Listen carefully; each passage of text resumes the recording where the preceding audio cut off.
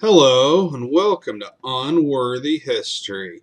Here on this channel we talk about actual history that's now unworthy of TV.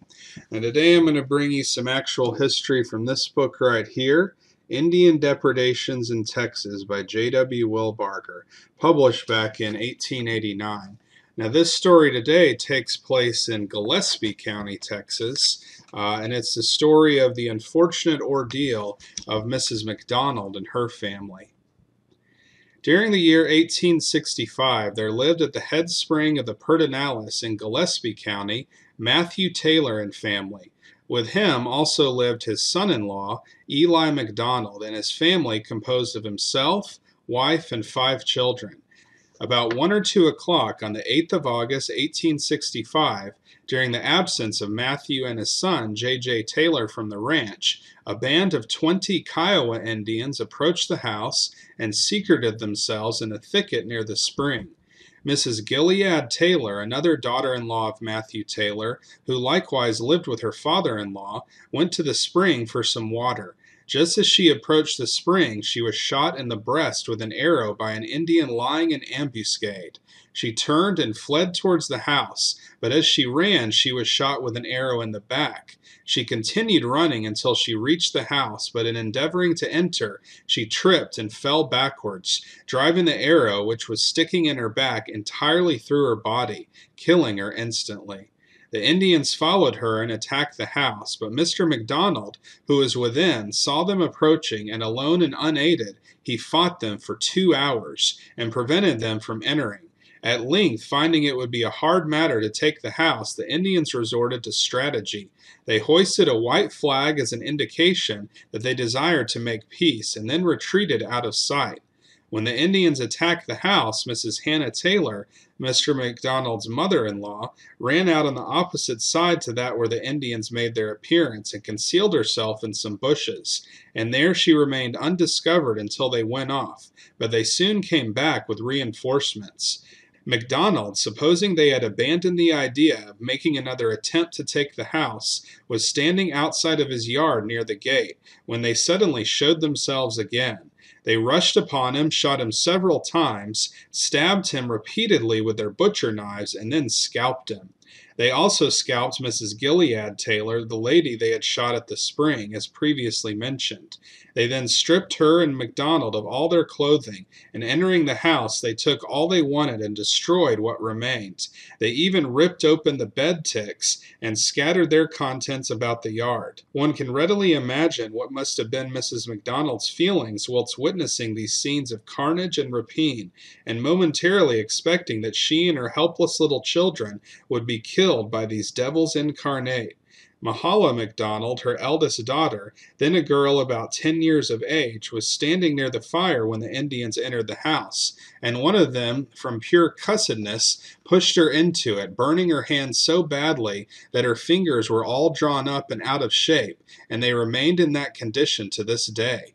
After the Indians had plundered the house, they took Mrs. McDonald and her 5 children prisoners, tied them on horses, and carried them off. They subjected her and her children to the most brutal treatment. For the first 6 weeks of her captivity, she was kept closely tied to prevent her from escaping. Her little children often suffered so much for the want of water that their tongues would protrude from their mouths, and when they cried for it, if a pond or creek was nearby, the brutes would throw the little creatures into them and amuse themselves by witnessing their struggles to regain the shore. Mrs. McDonald was a captive among the Indians for 8 months when she and her youngest child were ransomed in Kansas. The other 4 children were also shortly afterwards ransomed, and Mrs. McDonald returned with them to her father's house in Gillespie County. Old Mother Taylor, who had concealed herself in the brush nearby when the Indians made the attack, in attempting to return to the house after the Indians had left, got lost, wandered all the afternoon, all night, and the greater part of the next day. When found, she was wild, and in fact almost crazy. She now, in 1888, lives with her son-in-law, Monroe McDonald, on Little Devil's River in Kimball County. At the advanced age of 83 years, but hale and hearty, she was known as the woman preacher of that section of country at an early day. Let us now take up the thread of our narrative with Mrs. McDonald after her return from captivity. She remained a widow for 4 years and then married Peter Hazelwood, who originally came from Illinois, as did her first husband, Eli McDonald. Hazelwood lived for a while in Travis County and then moved to Gillespie, destined to meet a similar fate to that of his wife's first husband. In October of 1873, a party of Indians, 15 or 16 in number, passed down the west fork of Spring Creek and across and up the east fork, stealing all the horses they could find on their route, some 20 or 30. As soon as it was known that the Indians were in the settlement, all who could get to their horses gave immediate pursuit. The party consisted of L.M. McDonald, Peter Hazelwood, E.R. Jones, J.J. Taylor, T.T. Taylor, and Hudson Taylor. They soon found the trail, followed it as rapidly as possible, and overtook the Indians on the divide between Spring Creek and Threadgill Creek, about 5 miles from the place of starting. E.R. Jones, who was on a very fleet animal, rode ahead, and then, within speaking distance of the Indians, he asked them in Spanish why they were driving off the settlers' horses. The Indians denied stealing the horses and said they belonged to them.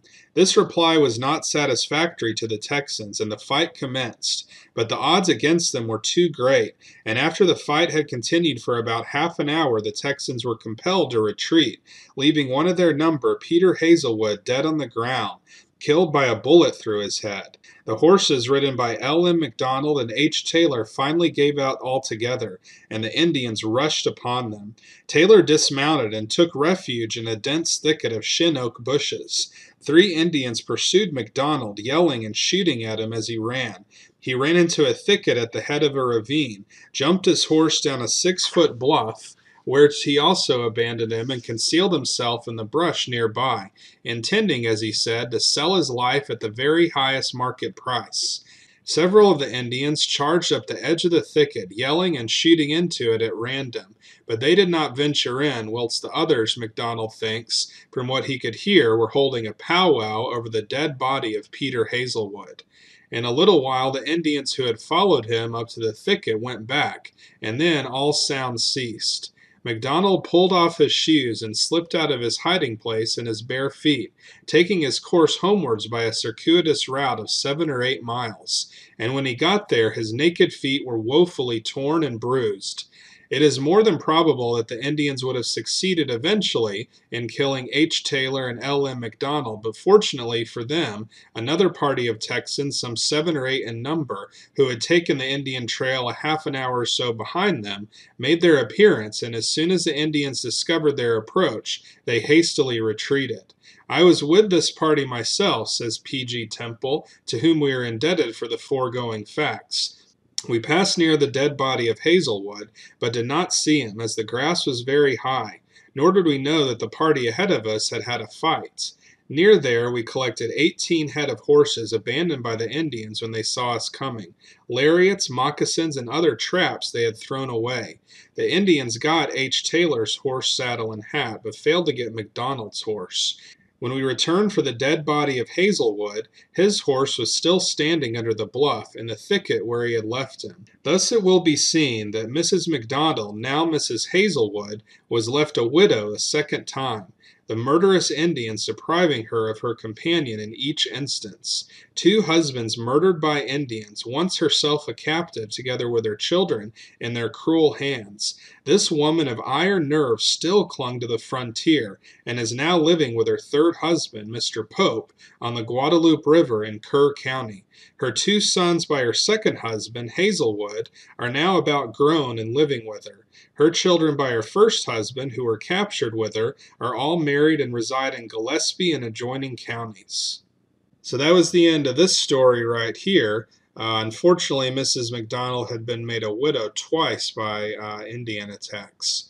So if you want to hear more stories like this, then be sure to like and subscribe, and we'll see you next time on Unworthy History.